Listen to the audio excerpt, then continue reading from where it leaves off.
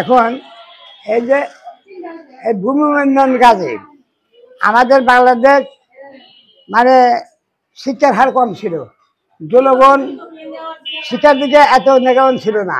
এখন বাংলাদেশ অনেক শিক্ষার অনেক উন্নয়ন হয়েছে।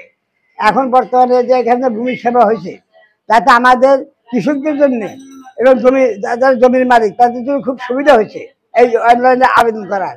এখানে আমরা ভূমি সেবা পাচ্ছি। এইভাবে আগামী দিনে যদি এর চেয়ে আরো উন্নয়ন হয়, তাহলে আমাদের আগামী প্রজন্ম যারা, তাদের পক্ষে এই ভূমি সেবা আরো সহজতর হবে।